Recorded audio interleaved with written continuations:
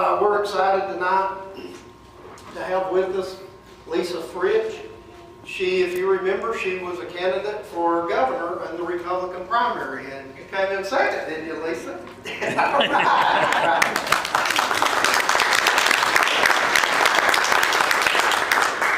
All right. I really respect you for running in that race, though. That was that was a tough one. It was. Lisa is a conservative activist, and from what I hear, a great speaker. I've never had the opportunity to hear you speak, so I'm looking forward to that tonight.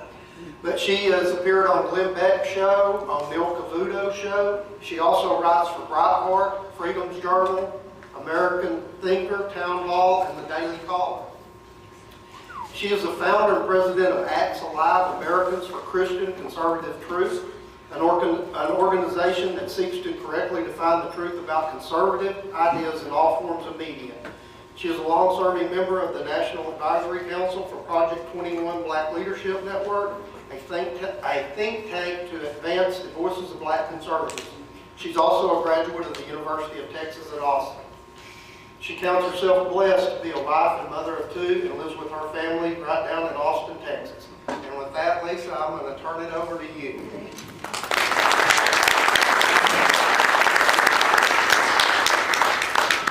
Thank you for having me. Can everyone hear me? I'm kind of a loud talker anyway, so. Well, I've been called everything. I've been called black conservative, black Republican conservative, a Tea Party activist, conservative Christian activist, and then I went and topped it all off and ran for a Republican candidate for governor of Texas. And a lot of people want to know, what made you do that? It was an uphill battle from the start. Greg Abbott was a shoo-in. They really weren't asking the Republican Party for anyone else to run. And the way I came to run, can somebody shut their phone? I'm just joking. I'm just kidding. You know I'm from East Texas, so. But the way I came to do that is a long story. It didn't just occur overnight. Running for governor of Texas isn't something I aspired to growing up as a child, but I have always wanted to lead. From a very young age, I felt a very deep calling to live a life worthy of black leadership that had gone before me, such as Rosa Parks, Martin Luther King, even my grandparents. It might surprise you that despite all of that, I did try to play the race card in my life before I became a black conservative. I'll tell you a little bit about that. It was the first, only, and last time I did that, because I grew up with my mom, who was very, very tough. And one thing I was not good at was math. So one day I got a really bad grade on a test. I'm sitting around with a group of other young kids, and I said, God, I can't believe I made a bad grade on this test. What am I going to do? And my friend said, oh, don't worry about that. That's Mrs. Belmont. Everybody knows she's racist. All the black kids get lower grades on her work. And I thought, really? Well, that's very interesting. I said, I might just try that. I didn't have anything else. So my mom picked me up, and she was always kind of in a bad mood because she was a single parent and she always worked very hard. And the first thing she said was, how did you do on that test? And here is the mother who I would make a 100 on a spelling grade, and she said, did you not do the bonus questions? And I said, no, I didn't do so well on that test, but you know what I heard? Mrs. Belmowitz is racist. My mom looked at me, she said, what? I said, oh yeah, everyone did poorly on that test. And she didn't say anything for a long time. And I thought, this is great, this is gonna work. So she goes, go get washed up for dinner, and I'll call you when it's ready. And I thought, oh my goodness, I really cannot believe this. Because my mother was not a quiet woman. But then I hear her on the phone, and back then you had the rotary, I'm like, who is she calling? I'm hoping it is not Mrs. Belmont, because I had actually a pretty good relationship. I was a teacher's pet kind of student. So I hear the phone, and I hear her high pitch, her nice voice, her hallelujah voice. Hi, the one that's reserved for the Yes, oh, I'm so glad. Let me ask you something. I couldn't make out everything. She says, okay, well, thank you. I'll talk to you later. Okay. So then I hear my full name being called. Delisa Denise Deli. And I said, yes, ma'am. She said, I just got off the phone with Miss Evelyn, Katrina's mom. I said, yes, ma'am. Katrina made a 95 on that test, and she is blacker than you. So that was it. But yet, why am I conservative? Why am I Republican? I grew up in East Texas, and my mother was a single mother. She was divorced at a very young age, and we lived in an urban community, a black community of two-parent families, and my mother was determined, no matter what, we were going to grow up in that community. I was not going to live in an apartment. And not just that, but that I would have piano and dance lessons, everything that the other kids had in their two-parent families. But something about her drive really, really unnerved me. This required her to work a third job at Piggly Wiggly, and I hated it. She already worked a second job at the nursing home on the weekends, but that was okay because my grandparents owned that. I could pridefully explain that away by saying she was in the family business. But checking groceries at Piggly Wiggly at night, I didn't approve of that. One day, I overheard a conversation from her friend saying to her, well, you don't have to work that third job at Piggly Wiggly. You can go public assistance. And I thought, praise God, hallelujah, she quit that job. I was so happy, but I waited, she never quit the job. Finally, on the way to school, I got up the courage to ask her, because back then, you didn't ask your parents questions. Now, my kids ask me 100 things like in a minute. I'm like, oh, because I said so. But why did you say so? So I finally got up the courage to ask her, and I said, I was just wondering when you're going to quit Piggly Wiggly. And she's like, I'm not going to quit Piggly Wiggly. What's wrong with you? That's the way we're able to eat. And I said, well, what about what your friend said, that you could go on public assistance, and then you wouldn't have to work that third job?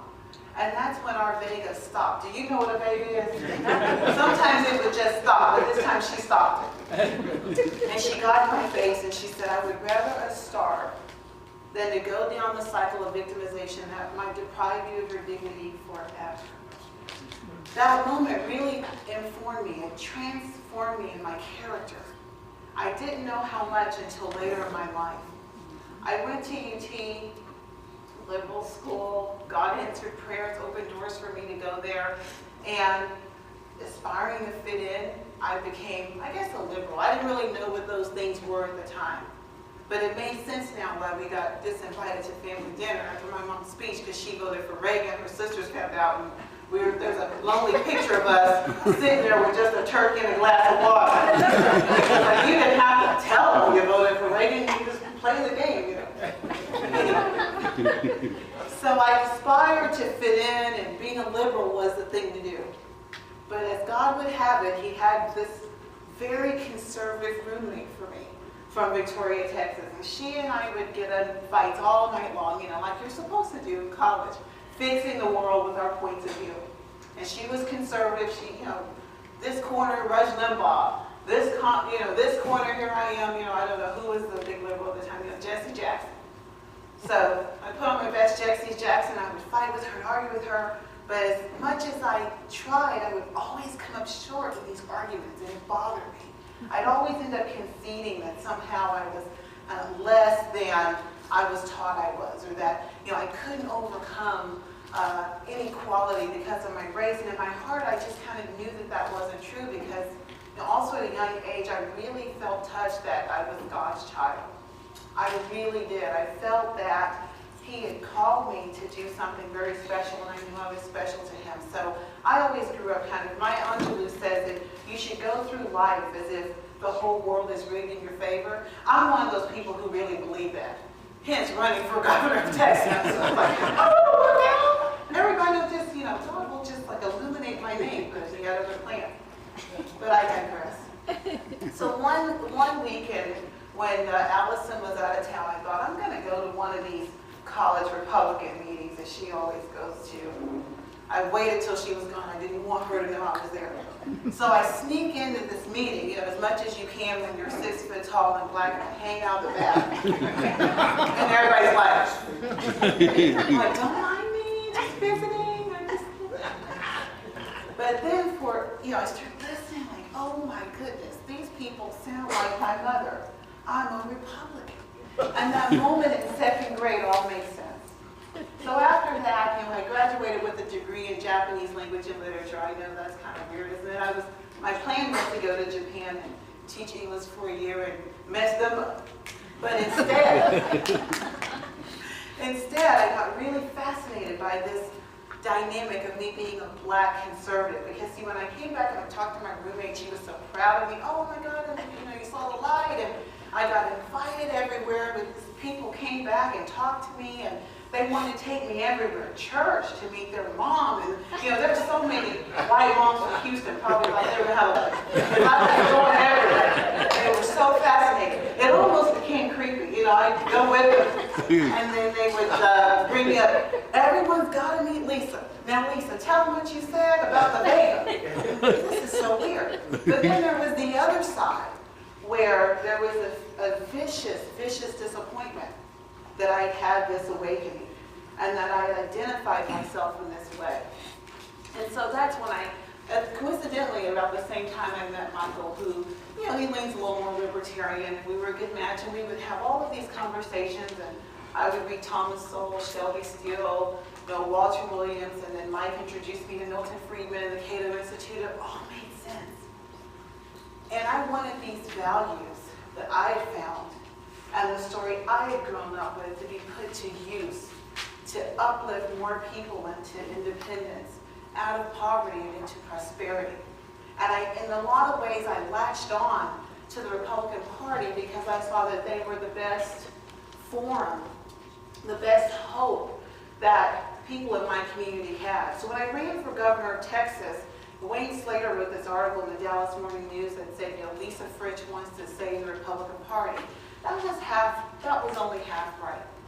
What I really wanted to do was, I thought, save a value system, save an ideology that was going away, which is that every one of us is chosen by God. Every one of us, through our suffering, can have something more beautiful than the crumbs that government offers us. What I really saw in the Republican Party, and especially right here in Texas, and so many elections before, specifically after Obama and Mitt Romney, is that the Republican Party had lost their voice. They had lost their identity.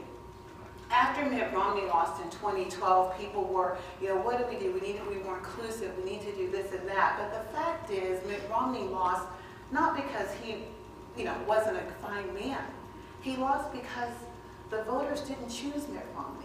The experts chose him. The establishment chose him. We had other options like Rick Santorum or Herman Cain, but the powers would not hear that. They go on Fox News Channel and they scared him. Well, he's the only one who could win, and then he lost. What does that tell you? Now here we were in 2014, 2014 with Wendy Davis coming on the scene. Everyone knew that Greg Abbott was up next. I knew Greg Abbott was up next. I didn't have a problem with Greg Abbott. I was, Greg Abbott's fine. But that was it. He was just fine.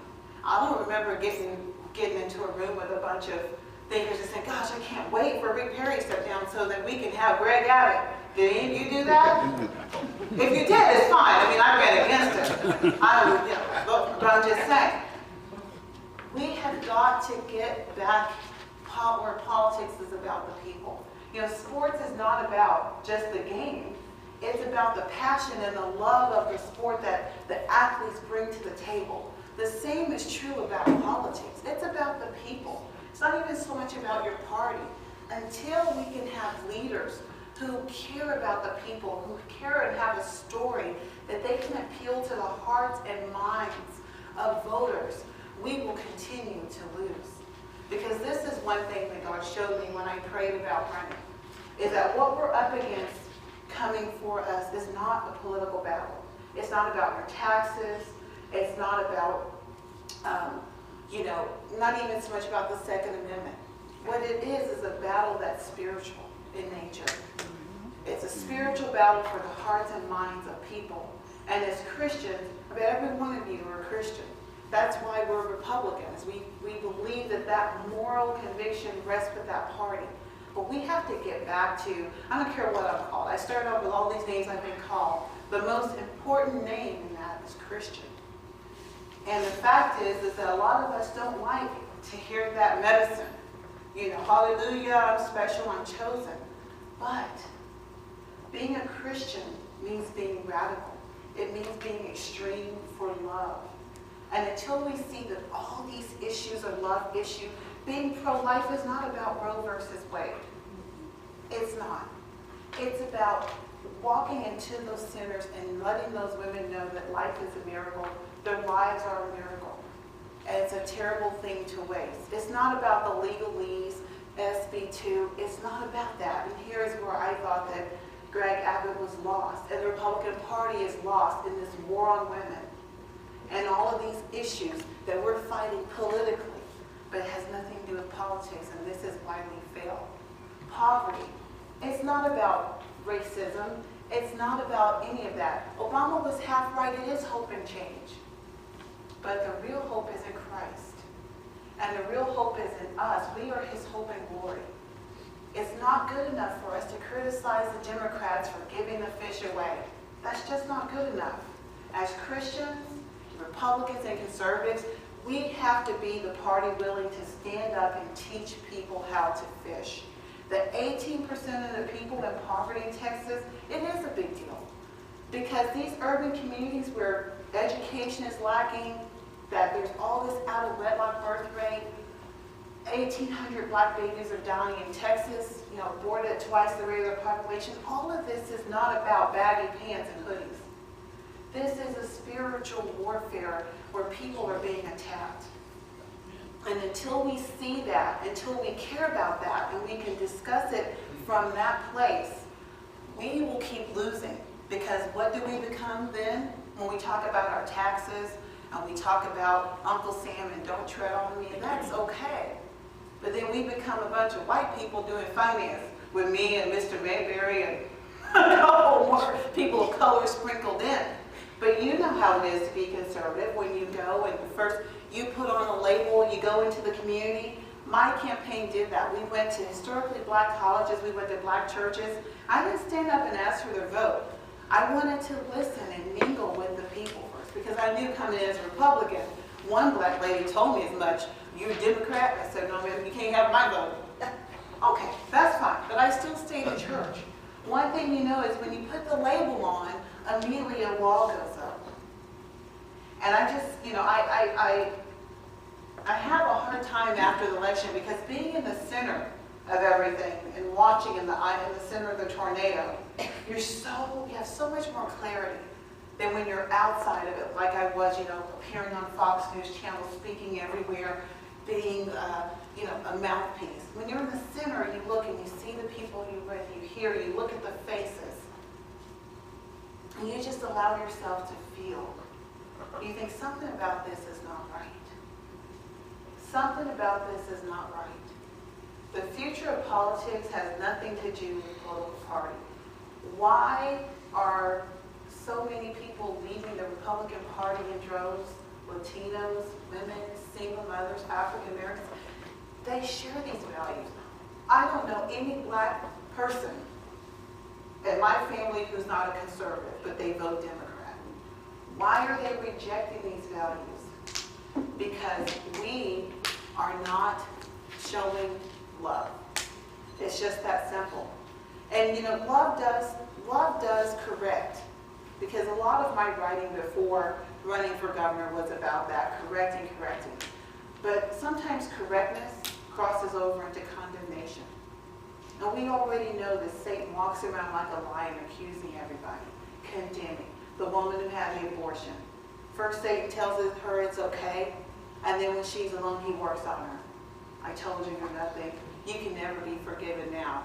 Look at you. You're a sinner. You're not worth anything. Do we really need to be the Christians out there with a sign accusing her? Satan's good at that. He's got that down. Our job is to love our neighbor as we love ourselves. One thing in writing Obama Tea Parties and God, over and over I became convicted writing the God chapter and found myself saying things I wouldn't have normally said as a black conservative Republican. And Jesus was radical. When the Jews said, Caesar's oppressing us with all of these taxes, what do you say to that? He confounded people. And he said, Render to Caesar what is Caesar's. God doesn't care how any of us vote. He doesn't. We care, we make a big deal, we do these demonstrations, but God doesn't. He cares for our very lives. He cares for the quality of our lives. He cares how we make each other feel. Politics and leaders are supposed to make us feel good. They're supposed to motivate us, inspire us to be our best selves. They're supposed to make us get in and say, what can we do, not just for our country, but for our neighbor, this person. The truth is, none of us really cares how the other person votes. Someone's on the side of the road with a flat tire. Are you going to look and make sure they don't have an Obama sticker, or are you going to rush over and love on that person? Right? If they have an Obama sticker, keep going. You're not. But we make such a big deal. And the thing is, it is a hard line because we're of this world. And it's very hard as Christians to really believe, was Jesus serious when he said, if someone asks for my left hook, I'm going to give them the right one? Sell everything you have and give it to the poor? We all believe that. Consider others better than yourselves, but not Obama, because he's just messing up the country.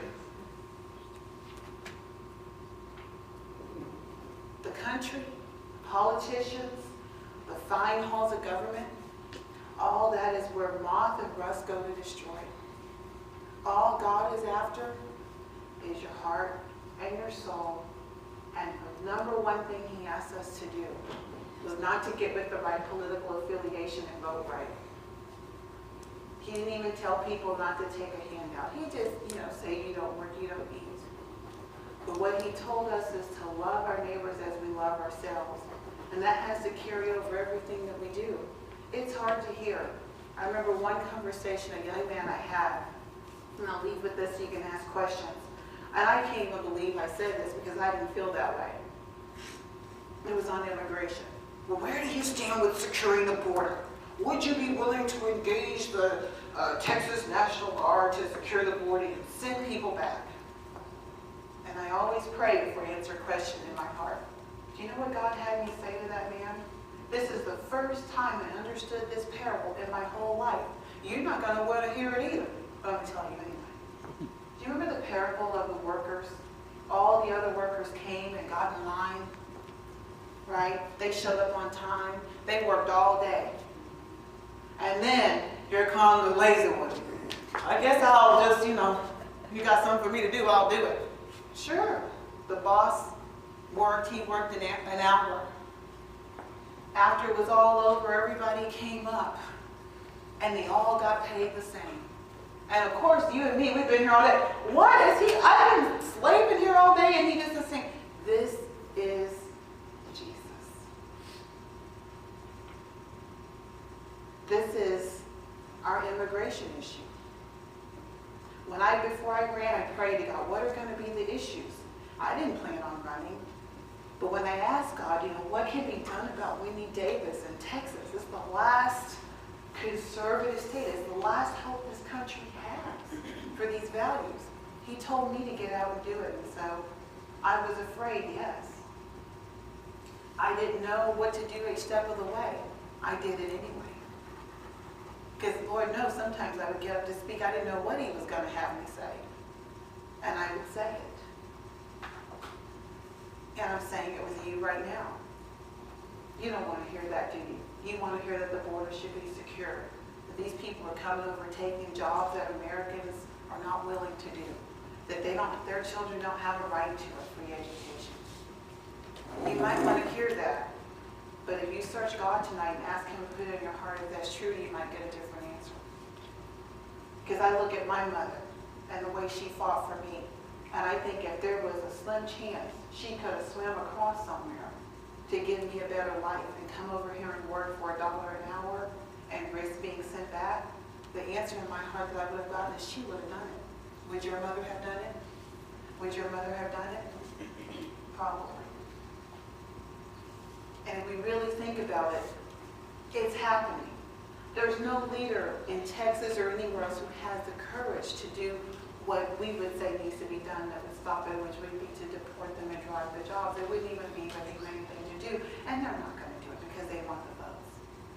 But the Republican Party needs to keep in mind that the people who are coming over here, they're not all responsible for their crime. A lot of them are here to work. They do embody the values of the American spirit, Christian, hard work, faith, and family. Are we going to continue to push them away and let them vote with the Democrats who are giving the fish away? Or are we going to take up our cross and follow God and employ that parable and say, okay, I'll teach you how to fish. Let me help you do it the right way so that they can vote for us and be contributing and thriving members to society. Because what we don't want in 50 years is a group of people who are taking the fish, who don't speak English, whose children are stuck in low-wage jobs. That's not good for Texas. It's not good for the economy. And frankly, it's not what God would have us do. In Exodus, God warns the Jews, you know what it's like to be foreigners in a strange land. So whatever you do, don't burden them. Don't burden your slaves. This is hard for me to say, because obviously when I became conservative Republican Tea Party Christian conservative activist / first African American candidate for governor of Texas, there were so many little tiptoe dances I had to do. First, as a black conservative, you're in this pickle where you're black, but you don't think about being black because you're an individual. But the whole reason your point of view is unique is because you're black. We need to quit worrying about all that. We are individuals. There is suffering. There is injustice. We're not going to solve all that. Not politically, but we can solve it spiritually. And that is not approving of everyone who's not like us, but loving them anyway. Loving the woman who's had an abortion. Not approving of abortion, but loving her anyway. Open the door, and then let the Holy Spirit do the rest of His work. The votes, the party. When we do our part to love, then that will all take care of itself. Thank you.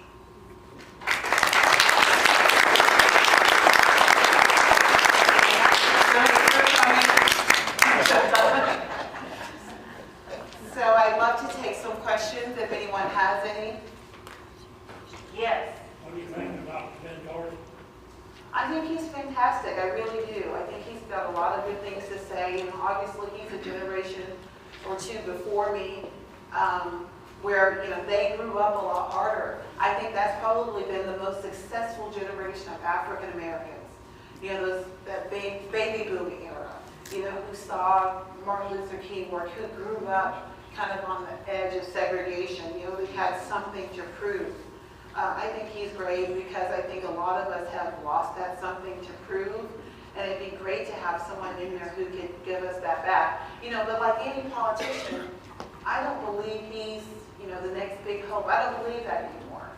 I believe our next big hope is to take off all these labels and really start praying for our leadership. Just like I told you, our church prayed and fasted for rain. We need to start praying and fasting for renewal of the minds of these leaders, that the people whose side we are on can start calling people to be their better selves. Because frankly, this spiritual battle we're in, we are outnumbered. And it will take serious, I believe, prayer and love to cast these things out. It's a classic case of Ephesians 6:12.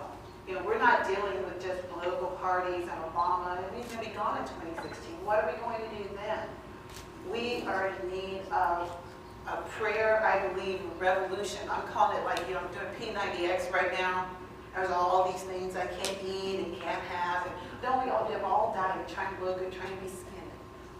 We need a sin cleanse, people. We just need a sin cleanse.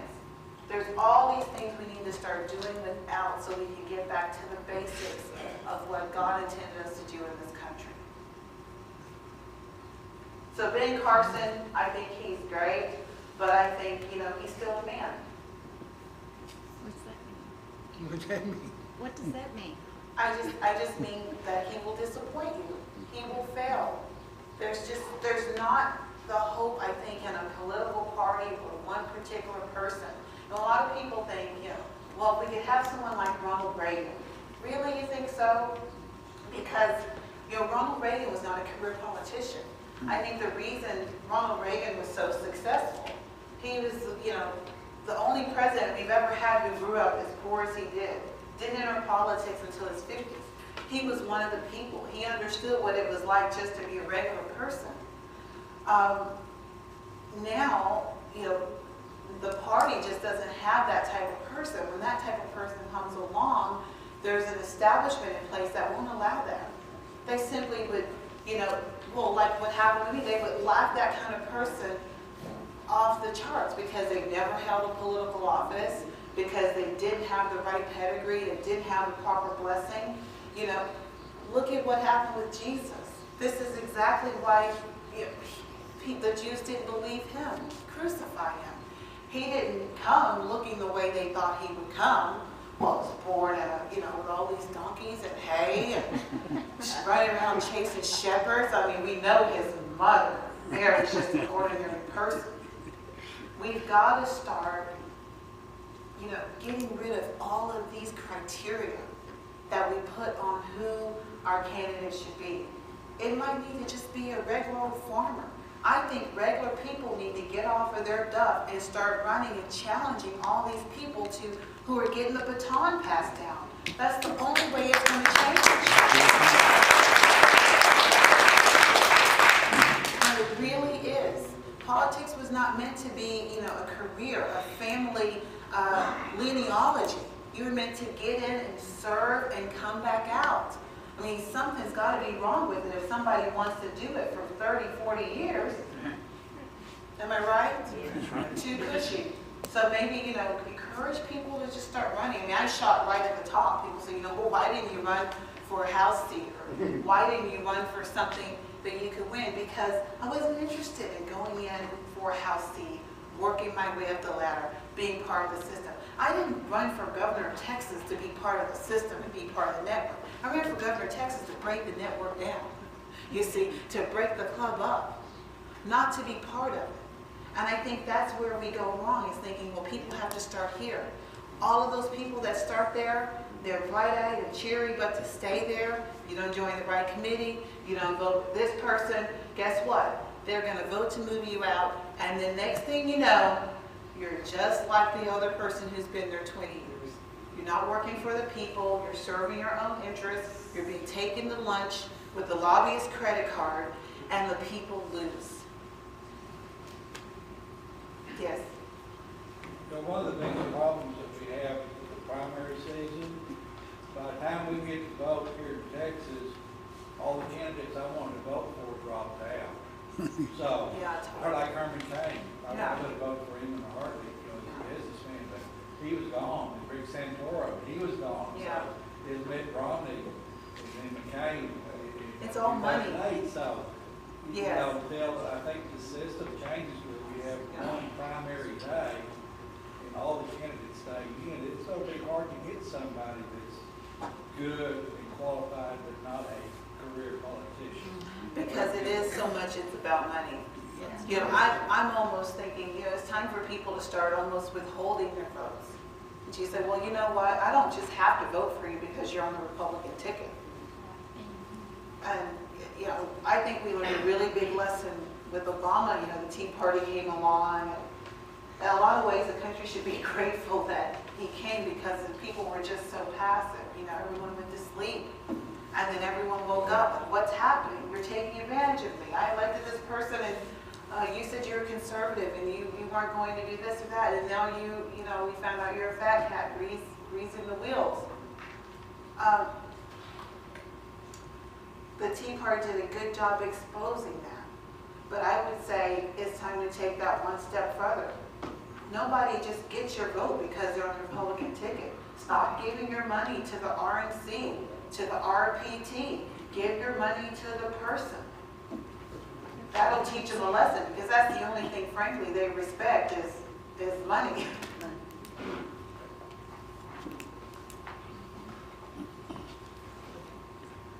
What are your future political ambitions?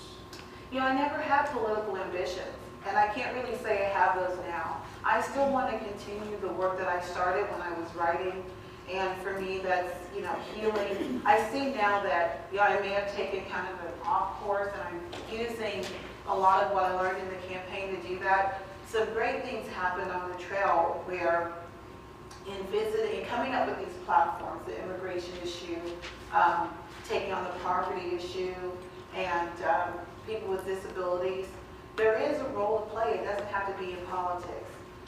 Leadership can come from writing and going out and giving talks. I feel a really big calling in my heart as far as women are concerned, because there is a war on women. It's just not a Republican Party war on women, but the world is really out to deceive women with their bodies. Because Satan knows, you educate a woman, you can really transform an entire country just when the women are educated. Why did he go after Eve and not Adam himself? Women have so much power. Right now that's being diluted by us, watering down the role and the true essence of what it means to be a woman in motherhood. Thinking we have to toil like men, we have to have sex like men. And I really want young girls to know, especially young black girls, and this is a personal mission I want to do through ACTS, is to go in and mentor and heal and bring hope with a campaign such as Life is a Miracle. So we're going to start the Lisa Pack. And the first thing I want to do with that pack is to have a campaign called Life is a Miracle. Billboards and communities and pregnancy resource centers that go in and teach these women life skills, teach them, get them involved in sport. Do you all remember the United Negro College Funds? The mind is a terrible thing to waste. How powerful was that? You didn't need someone to come and hit you upside the head. Stay in school, learn this, make sure you go into engineering. It's as simple as taking an interest in people and saying, your life is a miracle, your body is a miracle. Look at what your body can do, all kinds of sports. And then you do that and let the Holy Spirit take care of the rest. That's what I want to do. Lisa, there's one other declarative that's missing in your vernacular, and that is you're the voice of one crying on the movement. And having said that, your approach to politics is so unique and so different.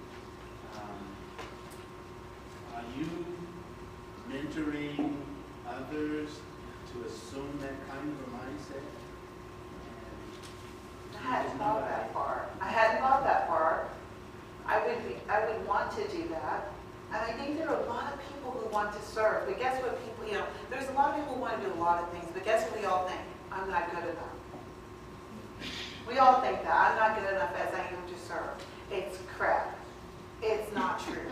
The truth is, to be a good governor of Texas or any other, I love when you go back and just read the Constitution or the basics of what our founders, you go read the Texas Constitution. The governor has to be 35 years old, a resident of the state for, I think it's 5 years, right? 5 years. And I think that's it. There may be one other criteria. Maybe you could have committed a crime. But I don't know, maybe politicians might not know. But it's so basic. You are good enough. If you have a principled stance, leadership, and your motivations are right, you're good enough. We need to stop telling people, oh, we have to jump through all these hoops first, and someone has to anoint you, someone has to ask you. Nobody's going to ask any of these people to run because they already have their succession in place. They've got a structure in place that they can't afford for outsiders to come in and disrupt that, because then all of what they've formulated would be exposed. The last thing they want, just look at the disruption Ted Cruz caused. Look at that. Imagine if we were able to do that at the state and federal level, how much more control that people would actually have. He's ruffled a few feathers going up there calling people out. A lot of people don't agree with what he did. But this is what a person would have done, not a politician. So, it's radical. I know it's radical. But that's, I think, exactly what we're in need of right now. It's a big step when you run for office, especially governor of Texas. But Look at the founding fathers. They took a big step. They didn't say, I'm just going to go here first and then. No. This nation was founded on radical big steps. People who took a chance. They didn't know if they were going to make it. They didn't know if they were going to survive, but they did it anyway. So encourage people to run. Yes? Where do you think that the turning point was? History tells us that the blacks used to vote Republican, Yeah. and then there was a turning point at some point in history where they started to go Democratic. And where do you think that turning point was? Well, I think it happened in the 60s after JFK died, and Johnson was the one who signed the Civil Rights Act. He didn't want to, but that doesn't matter. And, you know, and then after Martin Luther King died, I think emotionally it shifted that blacks were Democrats because that was the party in power when the Civil Rights Act was signed. That's what I believe. And then after that, it was Democrats who started the institutions of social welfare meant to help the black community, but in fact ended up doing more harm than good. You know, the government became God and people's father and ended up giving people public assistance. A lot of people didn't see that that was, you know, would become a trap and a handicap for all the values and all of the, you know, just the structure of the family that had been so prevalent in the black community for generations. You look back to 1920 to 30, you know, there were only like 10 or 15% of black children born out of wedlock. As soon as the public assistance and the food stamps and welfare came, every year that went up. Now I think it's like 70%. To me, so much less politically, if we could, and this is why I want to work with young women, is because they set the tone.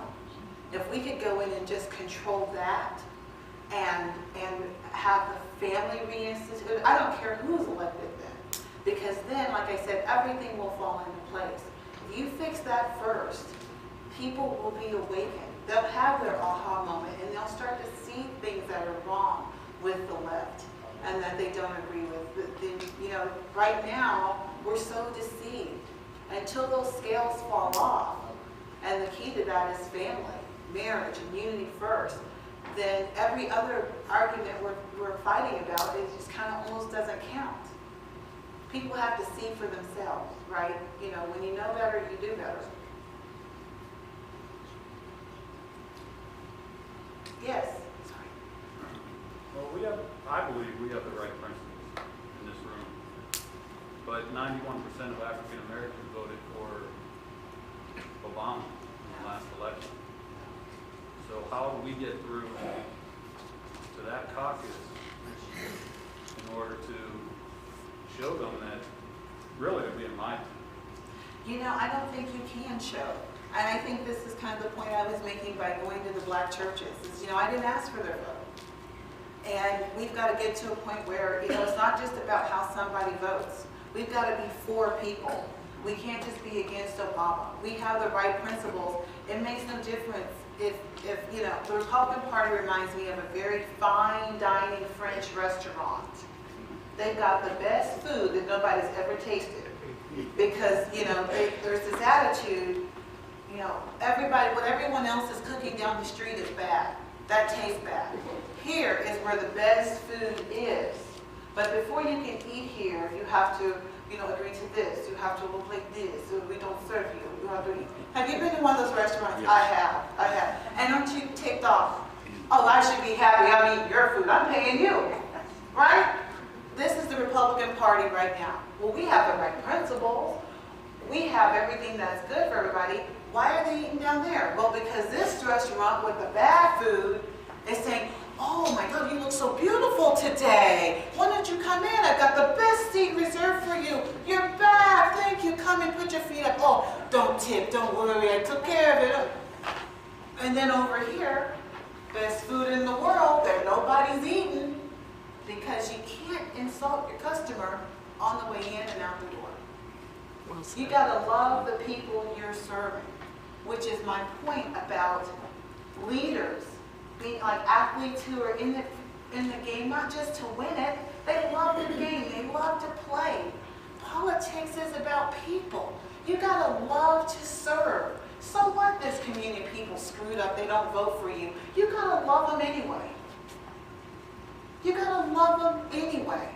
You don't think like I do, you're gay, you're this, you're that. You know, I love you anyway.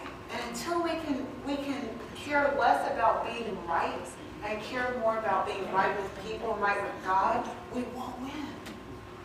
It's not just about being in it to win it. You have to know how to play the game. And this is where the Democrats beat us every time. Sure, they're serving crap all day long. People are pulling up left and right. They can't get enough of it. Because it's not about what people do. It's about how they're making people feel. We all just want to be accepted and loved. We all just want that. We all just want that. But if you look at us, we have all these things we don't accept. Oh no, you can't do that, you'll be opposed. We gotta let that go. We're all screwed up. I know you're not, that's just me talking for me. But we all have something. We all have something. You know, I might have the right principles, and I don't believe that the gay person is right, and I'm crossing a thin line, or, you know, he's wrong, but he might be the most generous person this earth has ever seen. Does God love me better than him? No.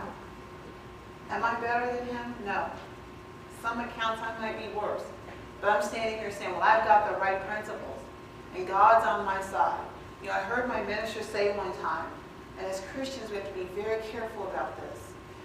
When we serve a God who loves who we love and hates who we hate, we're in trouble. God does not see us that way.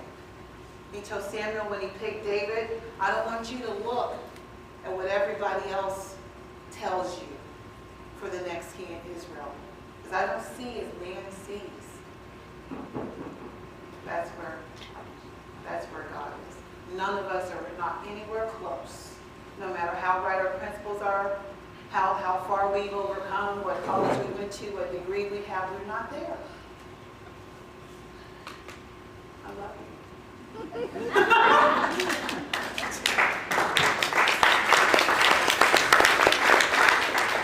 Do I have time for one more question? You got time for as many as Okay. people will ask. Okay, Roy. I'll stand up so everybody can hear me. A few minutes ago, you spoke, you went into, I think it was a church, and a black woman walked up to you and said, if you're not a Democrat, I'm not voting for you. I think that's what you said. Yeah. Well, every once in a while, I listen to Rush and all the conservative talk shows, but anyway, every once in a while, a black person, or a man or a woman will call in, and he'll say, you know, I've decided to listen to you and just see what it's all about. Yeah. And I've decided that you're right. And he'll say, and he says, I have quit the Democratic Party and I've become a conservative. Do you feel like there's a wave that's starting to come? Or? Well, I think if somebody black and they're listening to Rush Limbaugh, they already knew they weren't no Democrat, no. I just, sorry. Well, no, they started listening just to see what he was all about. They're just curious. Yeah. Curious. And that's kind of what I mean by, you know, praying for people, letting God take care of the rest. I think that we open the door, and then God will convict your heart, you know, politically and all those things. And I don't mean to say we should stop announcing who we are or what we believe. I don't think that we should just be passive and not have a voice.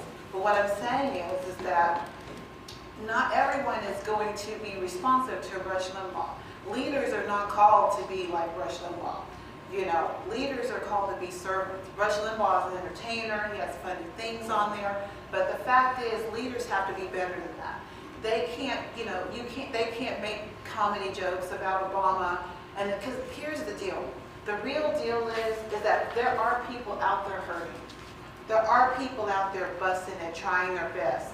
But there are certain barriers that they can't overcome. And nobody, you know, a lot of people aren't waiting on Santa Claus. You know, like he said when Mitt Romney lost. We can't blame everything on the Obama phone. There's work to be done to promote growth and opportunity for people who are, disadvantaged for whatever reason. Maybe they screwed their life up and maybe, they didn't make the right choices or their parents did. But frankly, our job as Christians and conservatives is to, as much as possible, come up with policies that do more than blame the Democrats. Come up with ways that we can teach people their way to independence and prosperity.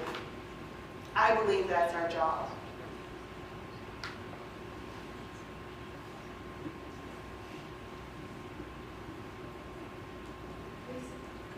Oh, hi. You were talking about ordinary people running for office, but because of the way our political system has become, it's, like I said, all about money. Do you have any suggestions for the ordinary person who wants to run? I do. I say run anyway. You can do a lot with a website, your people, your family, small underage children. I didn't have a lot of money. I didn't have, the name ID that I needed. The point is to get it out there, get the conversation going so people start realizing, so these incumbents feel a little bit of pressure. They're not used to having to deal with anyone else in a primary. Before I ran, the Republican Party never thought. And, I wasn't against the Republican. I'm a friend of the Republican Party, right? It's just as simple as letting people know there's a choice. If you get enough people to start running where they won't be able to ignore you, and you can make it so that they have to show up to debate and be somewhere, and people start holding them accountable, it won't be about money. They won't be able to drown you out, because people will say, why weren't you at this debate? People never expected Greg Abbott to show up to anything. He didn't have to because he had the money, and I was a nobody cared. But say the next time, and by the way, he wasn't an incumbent, so he, should have been kind of open. But say the next time, in 2018 or 2022, you and 5 other people run and they think it's whoever, lieutenant, they're just going to step up. He said, no, wait a minute. There's all these other people. It's harder for them to hide if we don't let them get away with it. It's just for too long we've been letting them get away with it. And I had wanted to let them get away with it too until I felt convicted to run. And I'm not the kind of person who's going to just keep running or finding something. I believed, for me, I ran because I felt called to run at this appointed time with Wendy Davis and the abortion issue, that it was really close to my heart, that it's a genocide in the Black community. I ran because of a cause, not just because I had some, wicked desire to be on the ballot or, have a name recognition.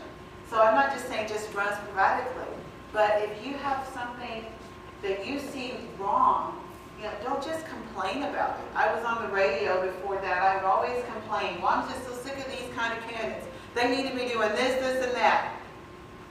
Okay.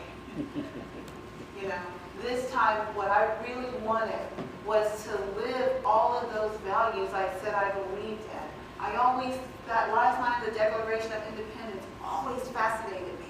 Pledging your life, your fortune, your sacred honor. What does that mean? Well, that means giving everything you have when you really don't have anything but that. I lived like that, and I'm so glad I lived like that, because now I can say to my kids, no matter what happened, I didn't just go on the radio and make fun of this person and complain when we lost or this. I stepped in and was the candidate I wanted to see in this race. Hope that answered. I get so excited. My heart is just thumping. Okay, should I stop? Because I could just talk to everybody. No, you keep talking. I'm gonna go and I'll meet you at the table. I'm gonna sign some books if anybody wants to buy books. Yeah. Big question most of us have now. We've heard your position. Obviously, our hearts are with you.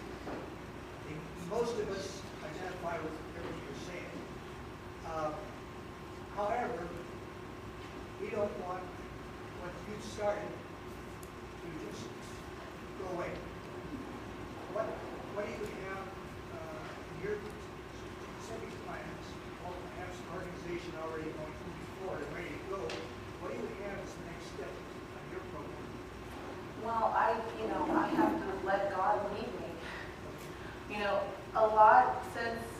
really surrendering to God. You know, I used to always pray for God to bless me to be used in my kingdom, right? I wanted to be on Fox News, and he, you know, a lot of things he allowed to happen. I had these hopes and dreams. I always wanted to be a leader. You know, all of my friends were growing up, playing with their Barbie dolls, wanting to be this. I wanted to be Martin Luther King. I really did. And that was a problem because I knew I was a girl. But, you know, it's who I was. But so growing up, I would always, you know, when I was the kind of Christian for a long time who says, oh, I want to do this, God bless this, I'll be, you know, just use me, use me. But as I've gone through this process, it's frustrating, but, you know, I really don't know. I couldn't, 2 years ago, if someone had said, you should run for governor of Texas, I would have said, you have lost your mind. Because one thing people should know in this room is, you know, there is not anybody who could have made me run for that office. Even if they said, I've got $10 million, I want you to run against Greg Abbott for the Republican nomination of governor of Texas. I would have said, you have got to be kidding me. No way would I have done that. But when I got on my knees and prayed in earnest, what could be done with this moral limit, this, you know, the way the life issue is being handled, God asked me to run, and I did. And so I've been, and my husband's frustrated too. He is. But I said, you know, I don't know what God has called me to yet. It's not clear to me. But I do know this. I want His will for my life, not my own. And now I pray to be used in His kingdom and how He wants to use me instead of, you know, being Martin Luther King or Glenn Beck. Oh, if I could have just been Glenn Beck. You know, I went on the show, I was like, oh, maybe I'm going to be Glenn Beck. Hallelujah. It wasn't God's plan for me. You know. So thank God for unanswered prayers. So keep praying for me that He'll give me some discernment. Because I was stubborn when He first called me. I was like, I'm not doing that. People are going to think I'm crazy. What am I going to say?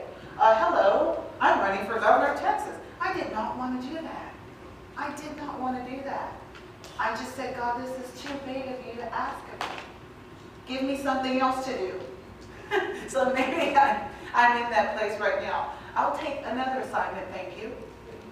Yeah. Could you suggest, you know, what some practical steps, maybe as a Tea Party or as Republicans, that we could reach out, say, to our own community, you know, our own black community? Yeah. Because we do a very poor job of it, obviously. And we would like to, I think most of us would really like to. But could you just suggest some practical steps or action items or whatever? I know you've talked about the philosophical things we need to change, you know, but could either, you know, if we're trying to do something, what would you suggest? Maybe the starting point. You know, what's interesting is I was thinking about this a lot, you know, as myself being a black conservative, and I wanted to help my people because I had accomplished this, and then I just wanted to lift people up, and I thought, gosh, that's real self-righteous of me, isn't it? I'm still right down there. I'm still right down there. It's not about being up here and pulling. It's about getting down there and realizing all those people you see, the woman with 6 kids with her braids and her fingernails, you know, and the gold chains. It's not about pulling her. I am right there. One prayer I almost regret was I asked God to show me, you know, my own poverty, right? And you ask God to show you that. Because I'm one of these happy people. I'm naturally happy. I told you, I think that the world is rigged in my favor. So I go, I'm just as happy as me. And that's worked well for me because people are attracted to that. I have just always loved people.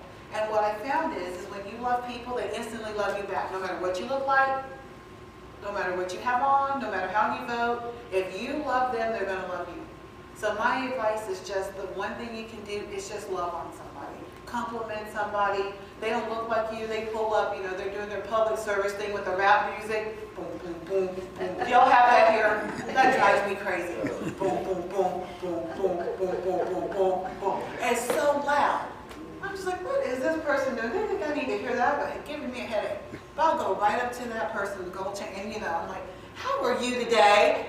And this, you know, this is a teenager, the pants, you're looking at that. I'm fine. And he's like, what you want to do? Like, that's all, thank you. But, you know, I can already see a seed being planted. That guy's thinking, who does that woman think she is walking up talking to me. I'm not her type. Yes, you are. You're exactly my type.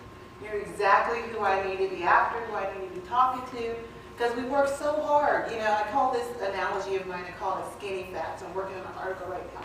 We all work so hard to be skinny, right? Thin is in. It's a metaphor spiritually for a person, you know, skinny on the outside, but fat on the inside. These people who look good, that they ran a mile, they would pass out. We all just want to look that way, though. We all want to look skinny. But spiritually, we can be skinny fat too, right? Where we all look God together. Hallelujah, praise God. I'm so blessed.